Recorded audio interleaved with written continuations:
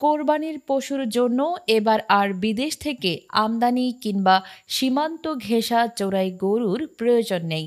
প্রাণী সম্পদ অধিদপ্তরের তথ্য অনুযায়ী ২০২৫ সালের কোরবানিতে গবাদি পশুর চাহিদা হবে প্রায় ১,২৫,০০,০০০। এই বিশাল চাহিদা পূরণ করা হচ্ছে সম্পূর্ণ দেশীয় উৎস থেকে। অর্থাৎ বিদেশি গরুর উপর নির্ভরতা এবার শূন্যের কোঠায়। এই অবস্থায় ভারতের অর্থনীতি, বিশেষ করে পশুকেন্দ্রিক কৃষি খাত পড়েছে গুরুতর চাপে।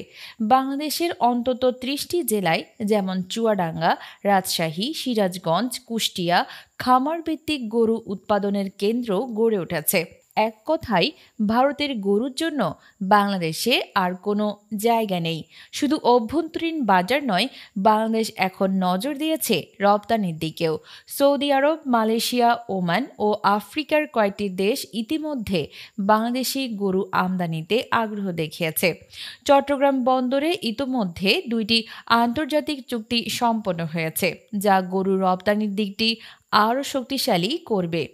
সরকারের লক্ষ্য ২০২৬ সালের মধ্যে বাংলাদেশকে দক্ষিণ এশিয়ার শীর্ষ গরু রপ্তানিকারক দেশ হিসেবে গড়ে তোলা। অন্যদিকে ভারতীয় রাজ্যগুলোয় শুরু হয়েছে আর্থিক বিপর্যয়। ৩০ লাখ গরু অবিকৃত অবস্থায় পড়ে আছে। ২০১৪ সালে মোদি সরকারের কাউ প্রোটেকশন নীতির আওতায় গরু জবাই নিষিদ্ধ হয়। এরপর ২০২৫ সালে বাংলাদেশ আমদানি বন্ধ করে দিলে ভারতীয় পশুপালকদের সামনে গরুগুলো একটি বোঝায় পরিণত হয়েছে।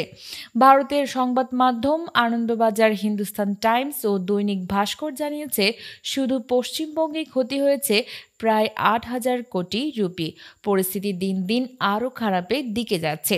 এটি ভারতের জন্য এক বড় কূটনৈতিক ও বাণিজ্যিক ধাক্কা।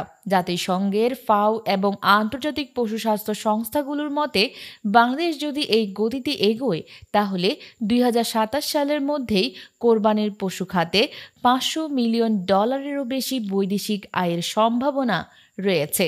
ইতিমধ্যে চীন, মালয়েশিয়া ও ওমানের সঙ্গে হালাল মাংস প্রক্রিয়াকরণ সংক্রান্ত আলোচনাও শুরু হয়েছে।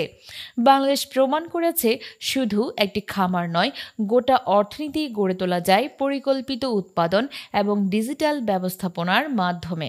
এখন ভারতের সামনে দুটি পথ: সমঝোতা অথবা পরাজয় মেনে নেওয়া।